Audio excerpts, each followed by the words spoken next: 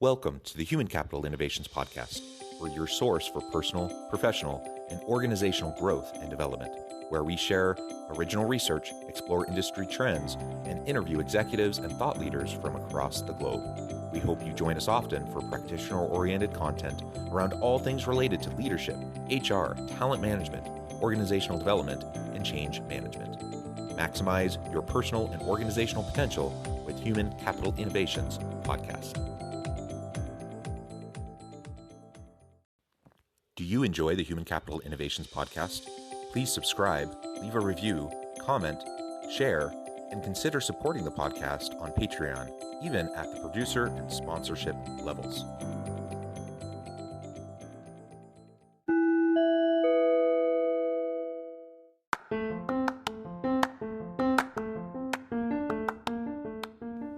Welcome to the Human Capital Innovations Podcast.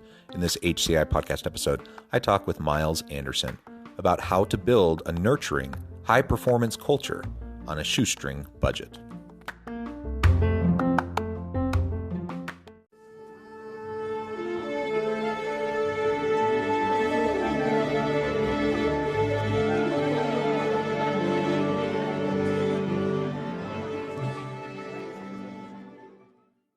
Myles Anderson, welcome to the Human Capital Innovations Podcast.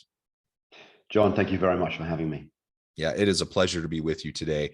I'm super excited for our conversation. We're going to be exploring how to build a nurturing, high-performance culture on a shoestring budget. And we talk a lot about culture on this podcast.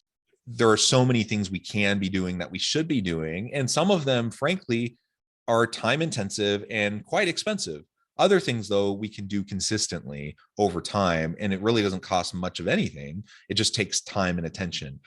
So we're going to try to tackle this from a low budget or no budget kind of a perspective today.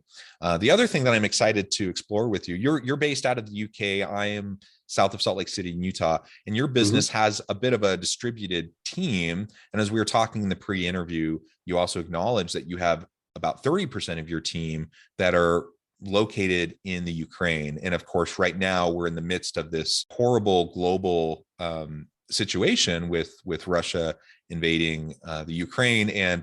And so we can explore a little bit what that has looked like leading up to this point, of course, just in terms of having a distributed team and trying to promote a culture, when you aren't physically together, but also, what do you do when geopolitical disaster strikes and you're trying to take care of your people? So that's a lot to unpack in 25 minutes, but that's what we're going to attempt to do. As we get started, I just wanted to share Myles' bio with everybody.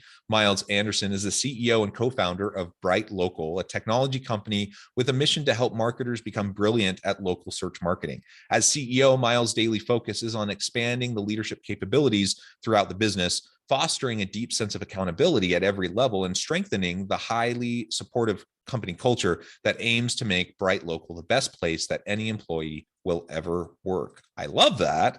It's a tall order, the best place anyone will ever work, but I love aspirational goals like that. And clearly you're spending a lot of time and energy to make that happen. It's not just empty rhetoric. So I think that's fantastic. Before we dive on into the conversation, anything else you would like to share with listeners by way of your background or personal context?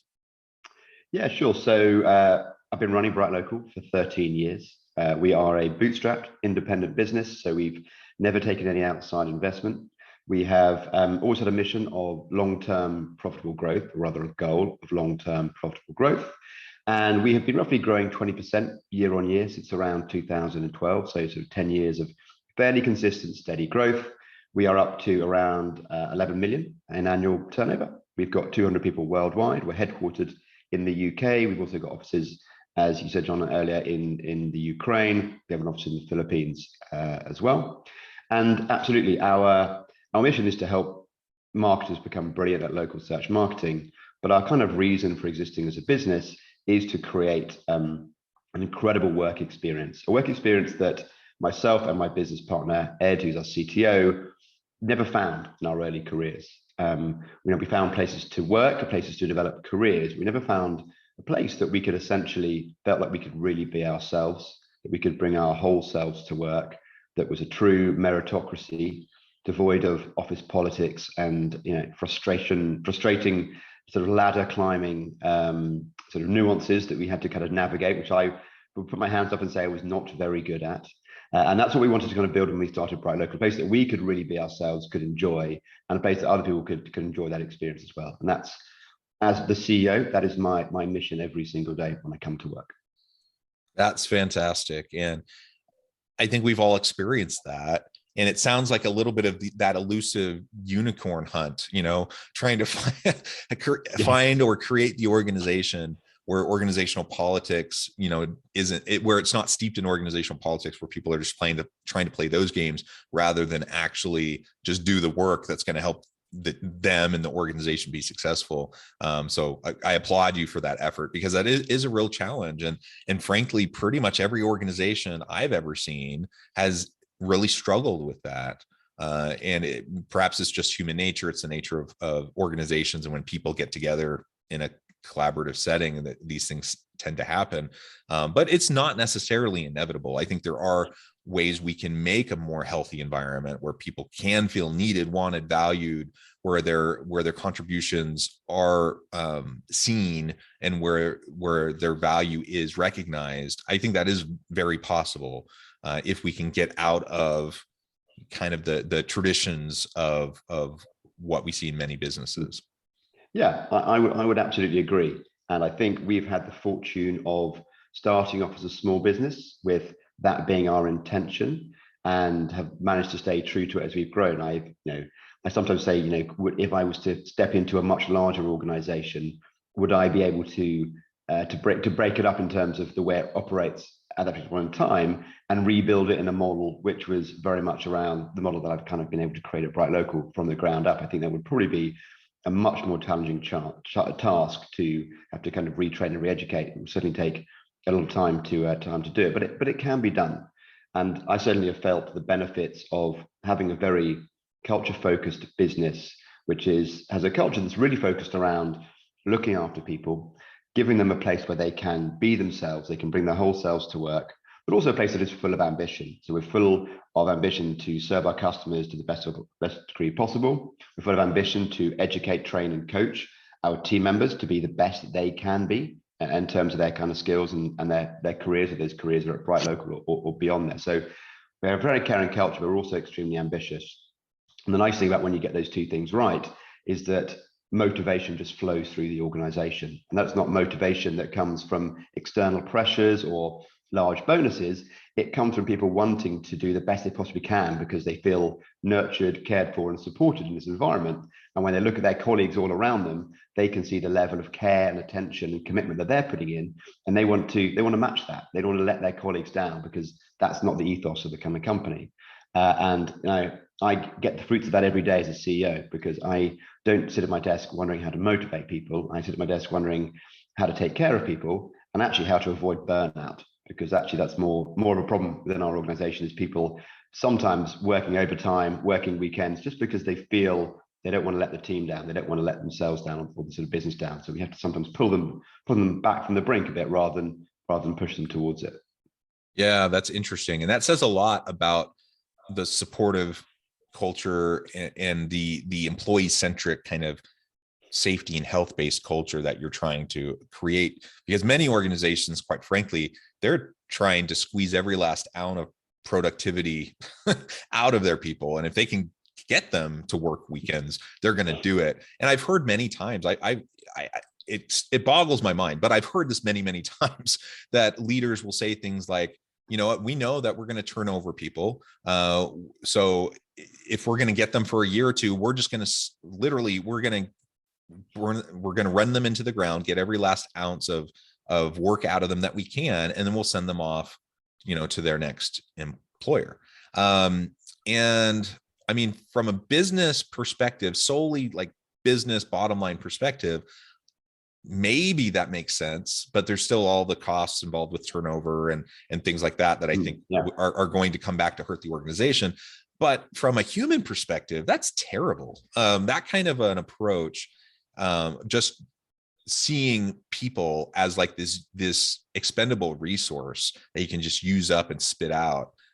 It's just so contrary to my fundamental kind of philosophy of life and business and leadership that, I just can't abide that. And so I love to hear, how your approach towards support and actually trying to counteract burnout, you're actually taking the opposite approach. You're actually trying to proactively get people to take time off, take the weekends, take vacation, like don't burn yourself out, take care of yourself, practice self-care, and be healthy.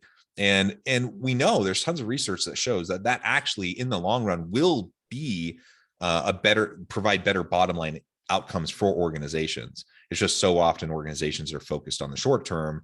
And so they're willing to sacrifice the people around them to get those short-term gains. You're actually right. I mean, it's kind of the difference between compliance and commitment. They can both arrive at the same place, but one of them arrives there with a lot of hard work and effort. One of them arrives there willingly and delighted. So we look upon our team as, as trying to create evangelists, not mercenaries. We want people that will, and it makes leadership and management much easier. If you've got people who are actually holding me to task for what I'm doing, making sure that I'm not dropping the ball in terms of my pledges to them and keeping me true to the kind of company culture and mission. That's great, because we've, rather than having myself and my leadership team of 7 watching out for the well-being of the business, I've got 200 people who care deeply about the well-being of the business. And for me, I can take days off, I can go on holiday, and I know that the people have left behind working are taking as good care of business when I'm not there as well as when I'm there. It doesn't, actually my involvement doesn't really make a huge amount of difference. And I've certainly seen, as the team has grown and I've brought in a leadership team, I've managed to move myself away from a lot of the operational aspects of what I used to do. I used to, as an entrepreneur, when I started the business, it was myself and my business partner from my kitchen tables. We did everything. I did everything, generally to a pretty bad level, if I'm really honest, particularly when I look around now and I've got genuine, bona fide, skilled professionals doing everything from customer success to content writing for marketing to design briefs. And I'm pretty ashamed of how badly I did it back in the day. But, that got us from A to B. And now we're probably at, D, E, or F by now, and continue to grow with a much more sort of professional nature and professional set of people within the business. But I'm able to now step back as a CEO and focus on 2 things, or 3 things. One is the culture of the business, which I spend around 50% of my time thinking about. And we also have a head of people, purpose, and culture who I work very closely with on how we implement some of the things and how we take it to the next level. I spend a quarter of my time focusing on the leadership team, helping them to work with their own teams to improve the leadership skills within the business. And then probably another quarter of my time spent on product market fit and customers, and ensuring that I'm staying close to that aspect of the business. But it's been great. I've been able to evolve as a manager, as a leader, because I've got people who are willing to step up and take over all those roles, do a much better job than me, and with almost the same level of motivation as I've got. And you've described a bit about how you came to this mindset, largely, if I'm hearing you correctly, from your own core experiences earlier in your career at other organizations that didn't do this particularly well. But I'm wondering if there's anything else, that you attribute, where your philosophy around leadership and culture, where that comes from, and why you try to create the type of environment you do today in your organization.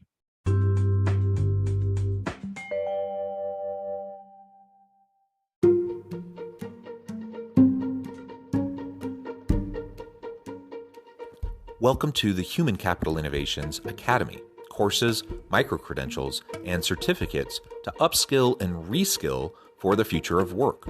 All HCI Academy courses, micro-credentials, and certificates are designed, developed, and delivered by award-winning and internationally renowned scholars, educators, thought leaders, executives, and practitioners. Our courses, micro-credentials, and certificates will help you make your mark on the future of work and make an immediate impact in your organizations. Check out the HCI Academy and our many course offerings and certificates to upskill and reskill for the future of work.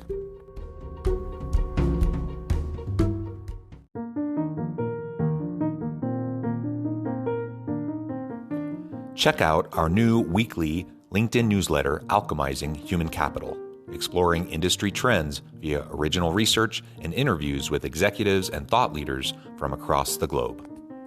We look forward to having you join us.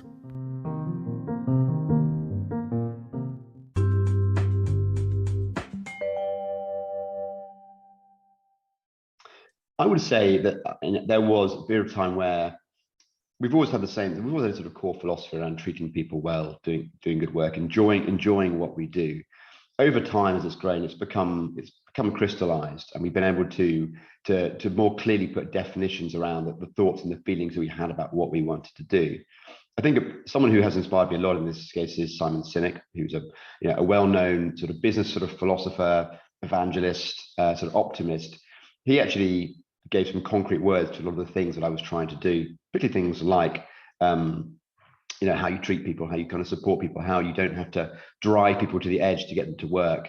Actually, if you give them clear guidance, you give them nurture and support, you give them some autonomy, the flower of motivation grows from within them. He also talks about the kind of infinite game, where actually as a business, you don't have to solely focus on the well-being of your shareholders, which in this case is myself and my business partner. We don't have any, so in a way I'm fortunate to take that element out of the equation.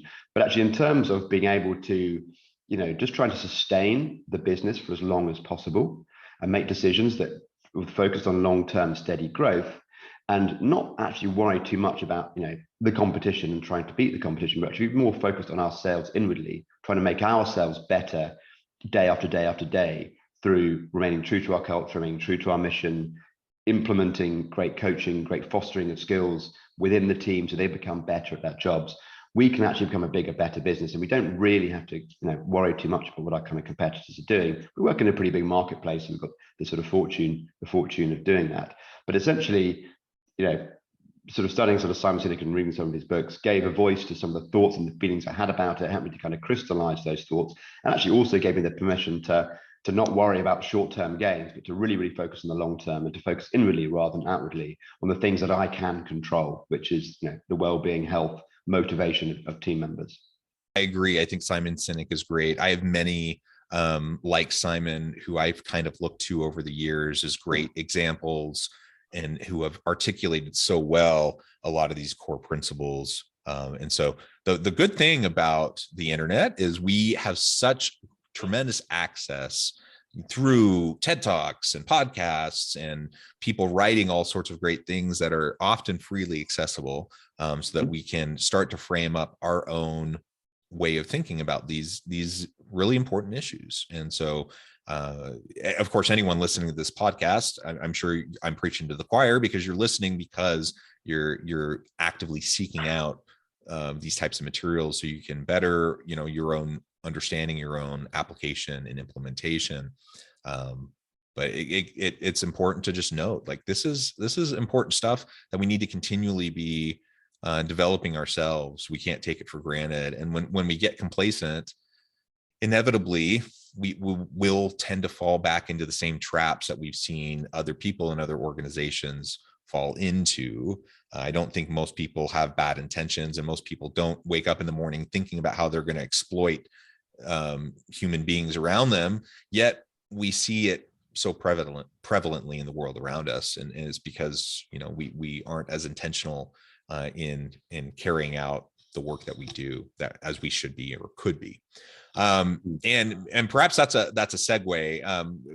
I mentioned early on as I was introducing you that you have 30% of your team that's in the Ukraine, and this isn't a political podcast, and so we're not going to get into great depth about the geopolitical kind of conflict that's happening there with Russia invading. But it's certainly a sad thing, and I'm happy you reported that everyone is safe from your team. That's wonderful, but it adds layers of complexity to how you're managing and trying to develop this culture when you have a distributed team. First and foremost, let me step back. Creating the kind of culture that you're describing is really hard anyways, even when everyone's like together in the same physical location. You add to that, now you have a distributed team and you have people in multiple locations. You have your Philippines office, you have your Ukraine office, for example, and you're trying to create and maintain and sustain this meaningful dynamic culture. That's even more challenging. Then you add on top of that geopolitical conflict in the context that all of your team in the Ukraine are dealing with. And I just can't even imagine. I don't even know how you go about dealing with that. So maybe you can just walk us through a little bit about what you've done this past week, for example, in trying to understand and meet the needs of your people in Ukraine. And then we can talk, maybe zoom out a little bit and talk a little bit more broadly about just how you do this with people scattered around the world. Yeah. So I think I said earlier that our culture is very much a culture of caring personally about team members, being helpful, supportive, open, honest, being as positive and as proactive as we can do, and trying to get better each day and share each other's success. So actually, many of those aspects, apply to the way we're trying to help our team in Ukraine. And I think one of the key things within leadership, particularly around trying to establish a culture, is around role modeling and being consistent. And I said, with a culture where we have a culture of kind of caring personally and being supportive and helpful, the challenge we have at the moment, in a strange way, is a tremendous opportunity for us to really prove to the people within the organization that what we've said many, many times over, when life is easy, i.e. when business as usual and we're going through it, that we will look after you, we'll do these things. And suddenly you're presented with a war, a conflict, a humanitarian crisis, if we suddenly backed away from what we said we do in those easy times and the hard times, the whole thing unravels. People see it as being untruthful, as just being hollow words being spoken.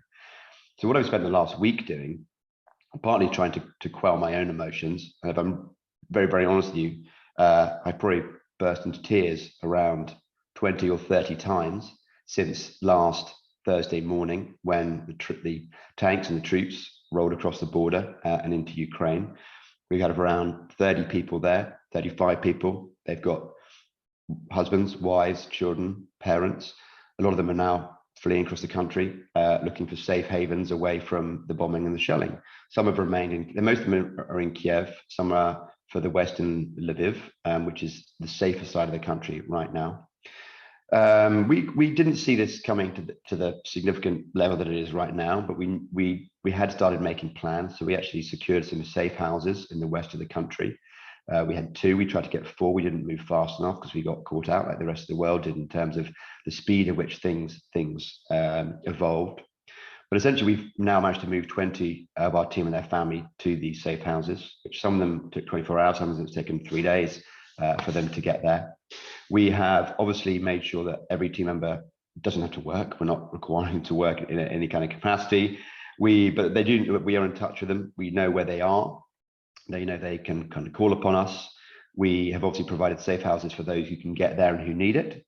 Some have stopped off with other family members in the kind of countryside, and that's where we are. That's where we are today. The next challenge is we're trying to work through is how we can ensure they get supplies, food, potentially some cash, because they can use cards, but cash is running out, and some cash is needed in shops to buy sort of small supplies. So we've probably got to the point now where we've established that they're safe from immediate harm, at least for the next sort of 24 hours. And I think they're out of the real metropolises, which are likely to be targeted with sort of shelling, although we do have some still in Kiev at a personal choice for their own sort of personal reasons. The next phase of the challenge is, okay, how long is this going to go on for? Not from a business point of view, but how do we get supplies to them? How can we get cash over the border? How can we get humanitarian aid to them?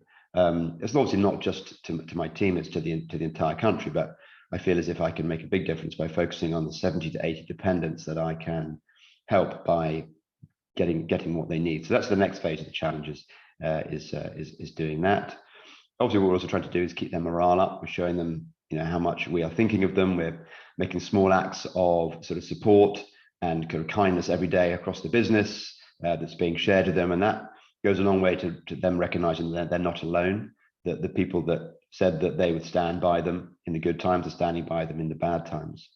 And that's what we'll do. And, we have to take each day as it comes. And we are, having strange conversations with private security firms, which I never thought I'd have to have a conversation with a private security firm in my life. We're talking to sort of journalists. We're talking to anyone who's got access into and out of the country, just to see what's possible, and to see where we can start to have an impact and have an influence. But it really changes every 24 hours, and we'll just have to see what comes next.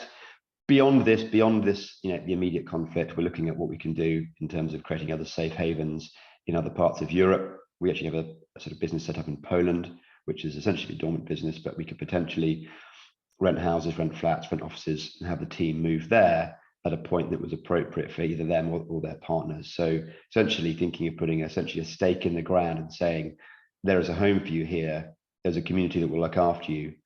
If you want to make that move, we'll try and assist with transport, but you've got somewhere else that you can head to where you'll be looked after. I love all of that, Myles. What a horrific time. And I really applaud you and the effort of your organization and your team to try to take care of your people. And it's heartbreaking. I wish the best for everyone on your team. And I, please update me if there's developments, and I'm really fascinated by all this, and I hope the best for everyone who's there in Ukraine. Myles, I note the time. I'm going to have to let you go here in just a few minutes, but before we close today, I wanted to give you a chance to share with listeners how they can get connected with you, find out more about your work, and then give us a final word on the topic for today.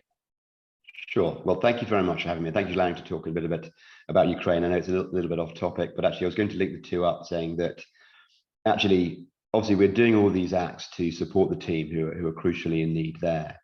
But for the team that aren't there, the team in the UK, the team in the Philippines, they see us doing this. They see us standing by our word, being true to our word. And I think actually that's how culture is built. Culture is not built through enormous gestures. It's not built through gigantic, lavish parties. It's actually built through more humble, consistent, everyday gestures that show that that what you say is true, and you mean what you say.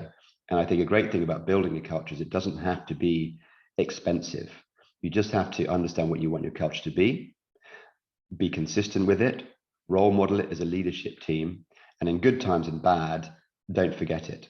Just be consistent with it, and then others will come to understand that, and they will get on board with it. In terms of you can get hold of me or to reach me, you can find us at brightlocal.com. There's everything you might want to know about the business there. If you're interested in understanding more about local search marketing, we have a free academy online, which is a number of courses. I think we're up to 7 courses now, which will pretty much educate you about all facets and aspects of local search marketing. If you want to email me directly, you can email me at myles@brightlocal.com. Myles is unusually spelled. It's M-Y-L-E-S. It's myles@brightlocal.com, or you can connect with me on LinkedIn. Wonderful. Thank you, Myles. It has been a pleasure. I encourage listeners to reach out, get connected, find out more about what Myles and his team can do for you. Keep a good thought out for all those who are struggling in the Ukraine right now, and donate and make contributions to support them wherever possible. And as always, I hope everyone can stay healthy and safe, that you can find meaning and purpose at work each and every day. And I hope you all have a great week.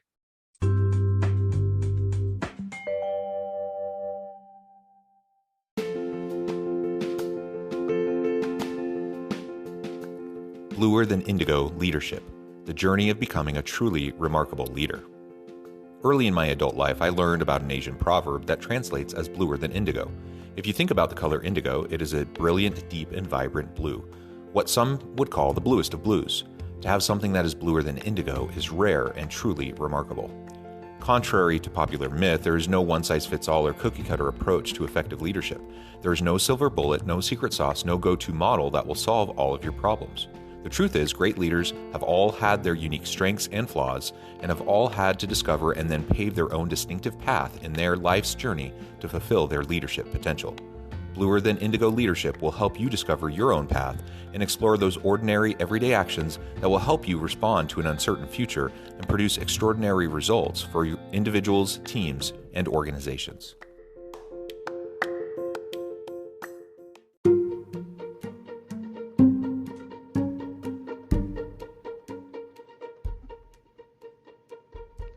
Check out Human Capital Innovations magazine, Human Capital Leadership. Human Capital Leadership is a free, interactive e-magazine with the mission to help individuals, leaders, and organizations find innovative approaches to maximize their human capital potential. We publish issues quarterly in August, November, February, and May. Take a look at the latest issue and let us know what you think.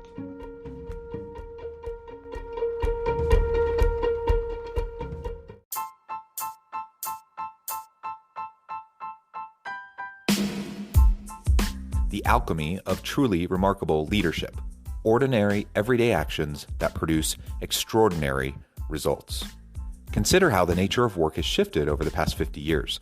With increased globalization, rapid technological advancement, and the shift in economic composition, the average job of today looks very different than the average job of 50 years ago. What will the jobs and organizations of tomorrow look like? Moreover, what does this all mean for organizational leaders? What are the core competencies and capabilities of organizations and their leadership that are prepared for continued disruption and geopolitical and socioeconomic shifts?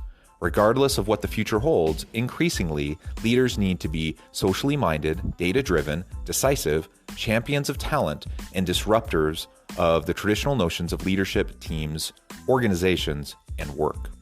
The alchemy of truly remarkable leadership will help you to explore your own leadership competencies and capabilities and consider ways to apply and implement them into your workplace and personal life.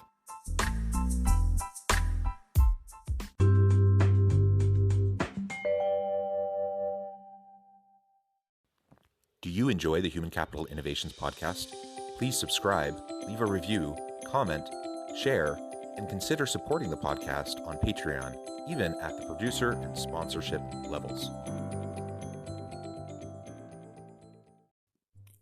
Thanks again for joining us for this episode of the Human Capital Innovations podcast. I hope you stay healthy and safe and that you have a great week.